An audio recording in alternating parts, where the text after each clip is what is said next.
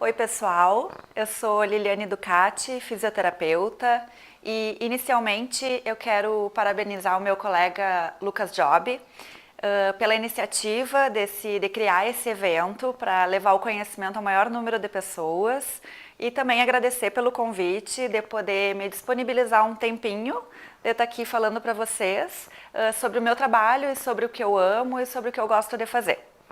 Então, como eu falei anteriormente, eu sou fisioterapeuta de formação e trabalho com traumato e ortopedia, mais especificamente com uma área da fisioterapia que é direcionada à postura. Então, eu sempre, desde a minha formação, fui voltando os meus conhecimentos na área da postura e é com o que eu trabalho. Então, eu me formei em 2008 pelo IPA, que é o Instituto Porto Alegrense, que é onde eu resido hoje e onde eu tenho também o meu consultório particular. Ao longo desse mesmo ano, eu fui fazendo algumas formações, como especializações na área, RPG, Pilates, fiz também algumas especializações relacionadas à articulação temporomandibular, a ATM e a postura, e algumas outras com escoliose também, sempre relacionada à postura. Em 2010, eu iniciei então uma formação pelo método GDS, cadeias musculares e articulares, e eu gosto sempre de marcar e comentar sobre essa formação que eu fiz, porque ela foi uma formação assim como um marco na minha história como profissional, e eu pude, através dela, fazer o que eu gosto e poder também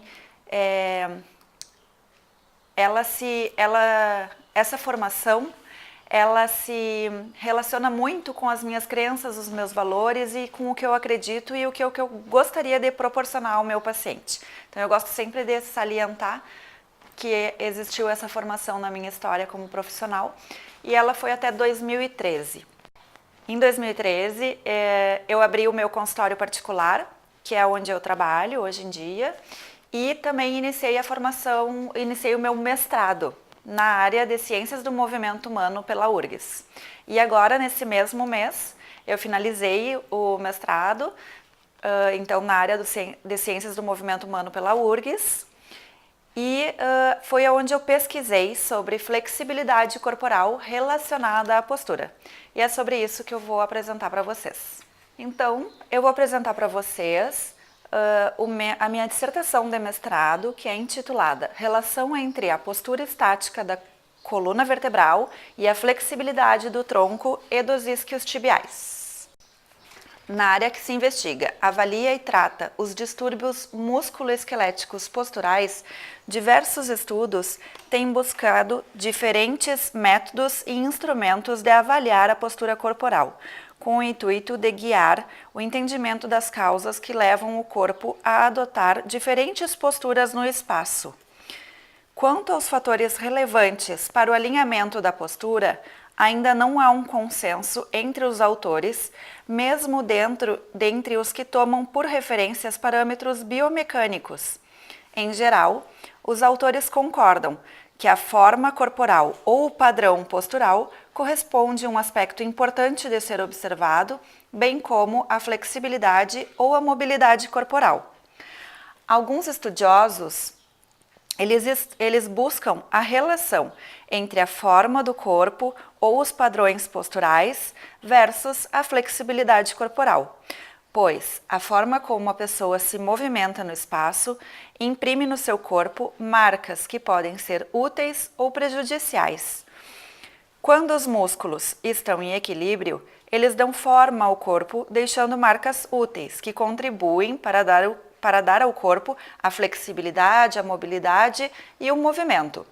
Por outro lado, um desequilíbrio muscular gerado pelo excesso de atividade de um músculo ou de um conjunto de músculos, ele acaba deixando marcas prejudiciais, podendo impedir assim o movimento, a mobilidade e a flexibilidade. Com isso, formou-se um seguinte problema de pesquisa. Será que existe relação entre a flexibilidade corporal e a postura estática? E para responder esse seguinte problema de pesquisa, eu separei a minha dissertação de mestrado em 2 capítulos. Um que é uma revisão sistemática e o outro que é a pesquisa que eu realizei. Então eu vou explicar para vocês e vou apresentar para vocês agora a revisão sistemática, que é um estudo que teve o objetivo de verificar as evidências de correlação entre a flexibilidade e a mobilidade corporal com a postura estática a partir dessa revisão sistemática. Essa revisão ela foi guiada pelo Prisma Statement, seguindo as recomendações da colaboração Cochrane e foi registrada no Próspero. As estratégias de busca se deram de forma independente e duplicada e foram desde as bases das origens até o dia 23 de setembro de 2015. Compreendiam as palavras Static Posture, Mobility e Flexibility. E eu realizei a busca nessas 4 bases de dados. Os critérios de elegibilidade eram os estudos ter um desenho metodológico e observacional ou de ensaio clínico, apresentar a correlação ou associação entre as variáveis da postura e a flexibilidade no plano sagital, evidenciando o grau e o sentido, e a amostra podia ser composta por indivíduos saudáveis, crianças, adolescentes, adultos ou até mesmo idosos. O idioma dos estudos poderia ser inglês, espanhol ou português, e para inclusão dos estudos nessa revisão, ela foi dividida em 3 fases, e todas essas 3 fases que vocês estão vendo aqui, elas foram feitas por 2 avaliadores de forma independente. Para a coleta dos dados, a gente criou uma tabela, então, onde nós extraíamos o método de avaliação e o segmento avaliado, tanto da postura quanto da flexibilidade, e o resultado encontrado. O resultado, ele precisava ser de correlação ou de associação. Para avaliação dos estudos, utilizamos a escala de Dawson-Black, onde o estudo em avaliação recebe uma pontuação 1, caso contemplassem o item constante na escala, ou 0 caso não. Os estudos foram avaliados como tendo alta qualidade metodológica, quando eles resultavam com mais ou 70% dos itens contemplados. E a qualidade metodológica é o que dá força de evidência para o estudo. No caso dessa revisão sistemática, todos os estudos incluídos, eles tiveram alta qualidade metodológica. Neste fluxograma, eu apresento para vocês como que se deu a inclusão dos estudos, então, nessa revisão sistemática. Inicialmente, na origem das bases, nós tínhamos 4.772 artigos encontrados, mais 4 pela busca manual. Depois de retiradas duplicatas, ficaram, então, 4.276 artigos selecionados para serem lidos títulos e resumos. E depois do primeiro filtro, ficaram 51 artigos para serem lidos na íntegra. Destes 51, nós conseguimos incluir nesta revisão sistemática apenas 8. Dos 8 estudos incluídos, a gente destaca o uso do flexímetro em 5 estudos que utilizaram tanto para avaliar a postura quanto também a flexibilidade. Destes 8 estudos ainda, 5 deles estudaram a flexibilidade da coluna vertebral. Alguns avaliaram a coluna vertebral como num todo, outros avaliaram somente por região, tanto dorsal quanto lombar. E alguns avaliaram somente um sentido do movimento, ou flexão ou extensão. E teve 2 que avaliaram tanto flexão quanto extensão. Ainda, 3 estudos avaliaram também a amplitude de movimento dos isquiotibiais. No que diz respeito aos resultados de correlação significativa encontrado, 4 estudos encontraram correlação significativa com o ângulo de cifose dorsal e a ADM de flexão e extensão lombar, a ADM de extensão da coluna na posição sentada, na posição supino e na posição 4 apoios, na posição sentar e alcançar o pé e também com o comprimento da musculatura abdominal. 4 estudos encontraram correlação significativa com o ângulo de lordose lombar e a ADM de flexão e extensão de quadril e lombar, com a posição sentada em 90 graus e sentada com os joelhos acima do quadril e também com o comprimento da musculatura abdominal, isquiotibiais e paravertebrais. No que diz respeito ao ângulo da inclinação pélvica, os 2 estudos que estudaram essa variável não encontraram correlação. Assim como alguns autores deste estudo encontram alguma relação entre a variável dos isquiotibiais e as variáveis da postura, que são ângulo de cifose dorsal, ângulo de lordose lombar e ângulo da inclinação pélvica, Berg e Campignon também acreditam nesta relação e afirmam que ela exista devido ao fato dos isquiotibiais se originarem na tuberosidade esquiática da pelve, podendo influenciar o seu posicionamento. E estes músculos, quando encurtados ou excessivamente alongados, influenciam nos segmentos ascendentes ou descendentes da postura. Muir foi o único que não encontrou correlação dos isquiotibiais com o indivíduo em pé, mas isso pode ser devido às diferenças metodológicas existentes no seu estudo, que eram relacionadas à população de atletas adultos e o seu protocolo de avaliação postural. Com relação aos atletas adultos, vários estudos relatam sobre o quanto as práticas esportivas influenciam e marcam a postura corporal devido à repetição do gesto. Forster e colaboradores também comentam sobre as marcas corporais que um determinado esporte pode gerar quando encontra a associação dos maiores ângulos de cifose dorsal e lordose lombar a um maior tempo de treino cumulativo. E no que diz respeito ao protocolo de avaliação, Muir foi o único que avaliou os indivíduos com os pés na largura do quadril. Segundo Denis e Santos, o posicionamento dos pés, sendo ele imposto ou muito diferente do habitual, pode gerar desequilíbrios ascendentes na postura corporal por compensações musculares. Embora os achados sejam diferentes entre si, todos esses autores, incluídos nessa revisão sistemática, sugerem o envolvimento dos isquiotibiais na retificação, na diminuição e na inversão da curva lombar e ainda no deslocamento anterior do tronco em relação ao fio de prumo. Com relação à variável da coluna lombar, ao ângulo da coluna lombar e à amplitude de movimento de extensão da coluna, essas diferenças metodológicas também existiram, que eu apresentei anteriormente, e isso pode ser a explicação de que Goldberg e Chiarello foram o único estudo que não encontraram correlação significativa entre essas duas variáveis. Ainda para o ângulo de lordose lombar com ADM de flexão da coluna vertebral, os estudos sugerem que quanto maior o ângulo de lordose lombar, maior a mobilidade corporal. Porém, Toppenberg e Bullock encontraram uma correlação inversa, sugerindo que quanto maior o ângulo de lordose lombar, menor o de mobilidade. E as diferenças metodológicas na avaliação postural também existiram, pois esses autores avaliaram a amplitude de movimento apenas da região lombar com o uso de um goniômetro. E os próprios autores relatam mais tarde de que esse resultado inverso pode estar sendo gerado pelo movimento da coluna vertebral como num todo, já que esse movimento não acontece de forma isolada. Para os ângulos de cifose dorsal, os estudos encontram uma correlação inversa ao comprimento da musculatura abdominal e positiva com a musculatura paravertebral, sugerindo que quanto maior o ângulo de cifose, menor a extensão do tronco e maior será a flexão do tronco.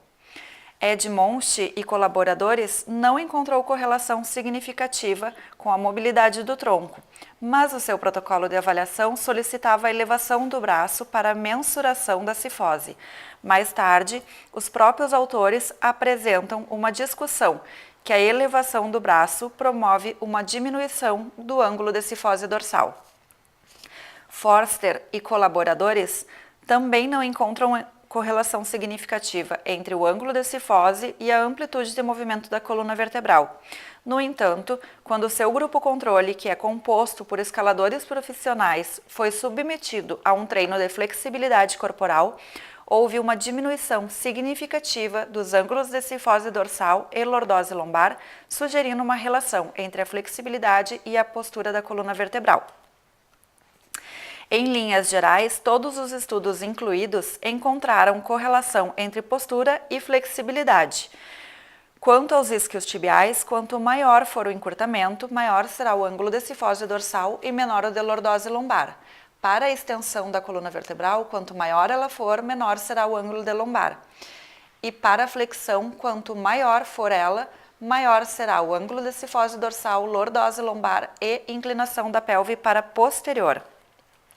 Portanto, com base nos resultados, conclui-se que essa revisão sistemática, ela apresenta evidências de que a flexibilidade está relacionada com a postura corporal. E como cada indivíduo possui a sua flexibilidade, essa relação produzirá uma ou mais formas do corpo se posicionar no espaço. Então, como vocês puderam ver, através dessa revisão sistemática, a gente consegue identificar que a postura corporal ela está relacionada à flexibilidade e que vai então apresentar uma ou mais formas do corpo se posicionar no espaço. E a minha pesquisa de mestrado então, ela propõe identificar alguns padrões corporais e relacionar com a flexibilidade corporal, tanto dos isquiotibiais quanto a flexibilidade da coluna vertebral e a capacidade do indivíduo de realizar o movimento de extensão e flexão da coluna vertebral. Então, a amostra era composta por 82 indivíduos saudáveis de ambos os sexos, com idade entre 18 e 50 anos, e eles foram divididos em dois grupos, denominados padrão postural anterior, esse aqui em azul, como vocês podem ver, e vão ser chamados de PPA, e padrão postural posterior, que são esses indivíduos em rosa, e a partir de agora eu vou sempre apresentar eles com essas siglas, PPA e PPP. Os critérios de inclusão se deram: os indivíduos apresentaram um desequilíbrio postural para anterior ou para posterior e ter um nível cognitivo que pudesse entender o protocolo de avaliação. Os critérios de exclusão foram ter qualquer dor no momento da avaliação, sequela, patologia, uso de prótese ou mutação ortopédica que comprometesse a avaliação postural, cirurgia prévia da coluna vertebral e membros inferiores ou um diagnóstico de hiperlaxidão ligamentar que comprometesse a avaliação da flexibilidade corporal e realizar práticas de atividade esportiva superior a 1 ano. Todos os indivíduos assinaram o termo de consentimento livre e esclarecido e este estudo foi aprovado pelo Comitê de Ética em Pesquisa da URGS. Todos os 4 procedimentos de coleta e análise de dados que eu vou falar para vocês agora foram realizados apenas por um avaliador, de forma independente. A avaliação postural estática, ela foi realizada por fotogrametria. A sala, ela foi preparada pelo protocolo do software DIPA. Os pontos anatômicos foram marcados no corpo do indivíduo. O ângulo de inclinação pélvica é dado pelas espinhas ilíacas anterior e posterior. Os ângulos da coluna vertebral são dadas por tangentes e perpendiculares traçadas de C1 a C7, T1 a T12 e L2 a S2, bem como o equilíbrio do tronco para posterior ou anterior, que definiu a divisão dos grupos, é dado por uma linha vertical traçada a partir de S2 em relação a T6. Como podemos ver nessa imagem já analisada pelo software, que há uma linha em amarelo mensurando o quanto o tronco está posicionado à frente da S2, e nessa segunda imagem, onde a linha amarela mostra o quanto o tronco está posicionado atrás da S2, em relação a T6, as duas imagens. Foi realizada também a avaliação da capacidade do indivíduo de fazer ativamente os movimentos de hiperextensão e flexão da coluna vertebral. O avaliador apenas precisava registrar se o indivíduo conseguia ou não conseguia realizar cada movimento adequadamente. Foi realizada também a avaliação da flexibilidade da coluna vertebral com o uso de um flexímetro apenas, seguindo o protocolo de Monteiro, bem como a flexibilidade dos isquiotibiais, que também seguiu o protocolo de Monteiro. A análise estatística foi dada pelo software SPSS versão 20.0. Inicialmente foi feita a normalidade dos dados e utilizou-se os testes T independente ou de Mann-Whitney para comparação entre os grupos PPA e PPP e o teste T pareado para comparação entre o lado esquerdo e o lado direito. Foi realizado o teste de correlação momento-produto Pearson para avaliar as variáveis contínuas ou paramétricas, Spearman para avaliar as variáveis categóricas ou não paramétricas e Kendall-Staub para avaliar as variáveis contínuas mais as categóricas. Ainda foi realizado o teste de associação Q-quadrado e todos os testes precisavam apresentar um nível de significância menor que 0,05. Para a classificação do teste de correlação, ele ainda foi correlacionado desde muito baixa até muito alta, segundo Gaia. Os resultados, então, eu vou apresentar para vocês em dois momentos. Segundo, a caracterização da amostra e, num segundo momento, sobre a correlação e associação. Então, no que diz respeito às amplitudes de movimento da coluna vertebral e dos isquiotibiais, podemos observar que os indivíduos PPA, que estão em azul, eles apresentam maiores médias bilateralmente de isquiotibiais e maiores médias também para extensão da coluna vertebral. E eles apresentam menores médias para a ADM de flexão da coluna vertebral. Porém, quando fazemos a comparação entre os grupos, somente a ADM de extensão aparece uma diferença significativa. Com relação ao movimento da atividade com o movimento ativo de flexão e extensão, podemos observar que os indivíduos do grupo PPA, que estão em azul, eles apresentam 29,3% da capacidade de realizar o movimento ativo de flexão, enquanto que os indivíduos do grupo PPP apresentam quase o dobro de valor em porcentagem. Já no que diz respeito ao movimento ativo de extensão da coluna vertebral, vocês podem ver que esses valores ficam mais próximos em porcentagem. Para os ângulos da coluna vertebral e da pelve, podemos observar que os indivíduos do grupo PPA apresentam maiores médias de ângulo de lordose lombar e inclinação da pelve e menores médias de ângulo de cifose dorsal. Na comparação entre os grupos, todos esses valores são diferentes significativamente. Para atividade física, podemos analisar pelos números que quase 3/4 da amostra praticava algum esporte, sendo as atividades mais praticadas musculação, corrida e pilates. Sobre as correlações, quando a amostra é analisada na sua totalidade, foram encontradas correlações significativas entre o ângulo de cifose torácica e a ADM de isquiotibiais esquerda e o ângulo de lordose lombar com o movimento de flexão da coluna. Para os indivíduos do grupo PPA, encontramos apenas uma correlação, que é entre o ângulo de cifose torácica e a ADM de extensão da coluna. E para os indivíduos do grupo PPP, encontramos correlações entre o ângulo de cifose torácica e o movimento de flexão, e o ângulo de lordose lombar, e também com essa mesma variável, o movimento de flexão da coluna. Para associações, quando verificamos a amostra como num todo, podemos ver que não existe associação significativa entre a extensão do tronco e os grupos, e com a flexão do tronco encontramos uma associação significativa.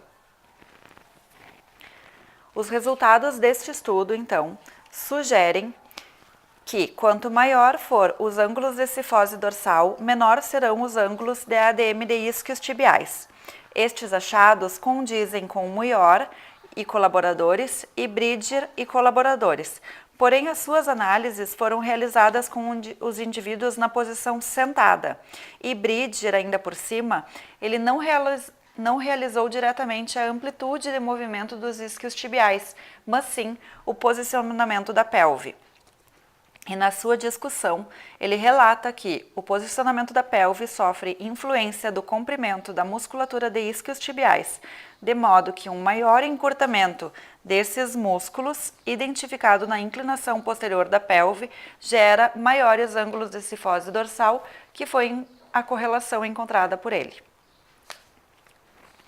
Ainda sobre os ângulos de cifose dorsal, para os indivíduos do grupo PPA, os resultados encontrados foram que quanto menor o ângulo de cifose dorsal, maior a amplitude de movimento de extensão, assim como para Toppenberg e Bullock, que mensuraram a amplitude de movimento dos músculos abdominais e também encontraram uma correlação inversa entre o ângulo de cifose dorsal com o movimento de extensão, sugerindo que quanto menor a ADM muscular, a amplitude de movimento do abdominal, menor a capacidade de extensão, maior seria o ângulo de cifose dorsal.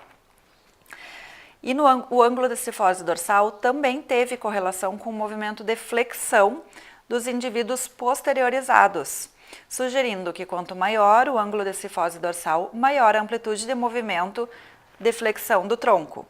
O que era esperado, tendo em vista que os indivíduos anteriorizados apresentavam resultados contrários. O ângulo de lordose lombar se correlacionou significativamente com o movimento de flexão do tronco para todos os indivíduos, assim também como para os indivíduos posteriorizados. Este resultado também é encontrado por diversos outros estudos. Porém, Goldberg e Chiarello e Toppenberg e Bullock encontram correlações inversas, mas eles avaliaram somente a flexão da coluna lombar e relatam que os seus resultados inversos podem ser devido ao movimento da coluna vertebral como num todo. O ângulo de inclinação da pelve não apresentou nenhuma correlação significativa. Resultados contrários foram descritos por Bonham e colaboradores, os quais afirmam que o ângulo de inclinação da pelve para posterior contribui para um aumento da amplitude de movimento dos isquiotibiais e uma diminuição dos ângulos de lordose lombar. E o ângulo de inclinação da pelve para anterior contribui para um aumento dos ângulos de lordose lombar. Concordando com os nossos achados de média deste estudo, quando observamos as médias das variáveis posturais dos ângulos da coluna vertebral, que apresentam diferenças significativas, mostrando que os indivíduos do grupo PPA apresentam maiores médias de lordose lombar e inclinação da pelve, enquanto que os dos PPP apresentam menores médias de lordose lombar e inclinação da pelve. Podemos concluir que existe, então, correlação significativa, como na revisão sistemática apresentada anteriormente, entre algumas variáveis da postura corporal com a flexibilidade, tanto de coluna vertebral como dos isquios tibiais, e que diz respeito com relação aos indivíduos como num todo, quanto maior for o encurtamento dos isquios tibiais, maior será o ângulo de cifose dorsal, e quanto maior for o ângulo de lordose lombar, maior será a capacidade do indivíduo de fazer o movimento de flexão. E no que diz respeito dos indivíduos anteriorizados, quanto menor o ângulo de cifose dorsal, maior a extensão, e para os indivíduos posteriorizados, quanto maior o ângulo de cifose dorsal e lordose lombar, maior será o movimento de flexão do tronco. Podemos concluir, então, que diferentes padrões posturais apresentam correlação com diferentes grupos musculares devido a essas diferenças na flexibilidade corporal encontrada por nós. Mas os nossos resultados, segundo a classificação de Gaia, foram classificados desde muito baixo a moderado. Porém, acreditamos que os nossos resultados são relevantes para postura corporal devido às particularidades individuais e das variáveis que compõem o corpo humano e também devido à falta de evidências associadas na literatura relacionando padrão postural versus flexibilidade. Podemos ainda citar 3 limitações que podem ter afetado os resultados do nosso estudo. Um deles é referente ao nível de atividade física, onde podemos ver que apenas 1/4 da amostra era composta por indivíduos sedentários. A segunda limitação é referente ao uso do flexímetro para avaliação da ADM da coluna vertebral, onde utilizamos somente um flexímetro, segundo o protocolo de Monteiro, e a literatura, que estuda a validação deste instrumento, sugere o uso de 2. A terceira limitação é referente ao movimento utilizado para a capacidade do indivíduo de realizar flexão e extensão da coluna vertebral, e que é um movimento dependente da variável força e que não foi mensurado no nosso estudo. Então, gente, moral da história. A flexibilidade é uma variável importante de se analisar no que diz respeito à postura corporal e no que diz respeito às alterações musculoesqueléticas posturais, e isso dados pela minha pesquisa científica. E no que eu posso dizer a respeito da minha prática clínica é que sim, a flexibilidade ela é uma variável importantíssima de verificar nos aspectos que dizem respeito à dor dos indivíduos. Isso não foi feito pelo estudo, não foi uma variável que eu estudei, mas na minha prática clínica eu posso verificar que existe uma relação entre flexibilidade e dor. Então, muitas alterações posturais e relacionadas à dor, a gente pode diminuir no tratamento apenas da flexibilidade corporal e através de exercícios de alongamento corporal com os pacientes. Então, agradeço a disponibilidade, muito obrigada também por compartilharem o tempo de vocês aqui comigo para ouvir sobre a minha pesquisa, sobre o meu trabalho. E eu disponibilizo aqui então para vocês os meus contatos. Vocês podem me seguir através do Facebook, o Instagram, também através do meu canal do YouTube, onde eu posso, através deles, coloco dicas de saúde, alongamento, e estou sempre falando então sobre como melhorar a qualidade de vida e a saúde postural dos indivíduos. Obrigada!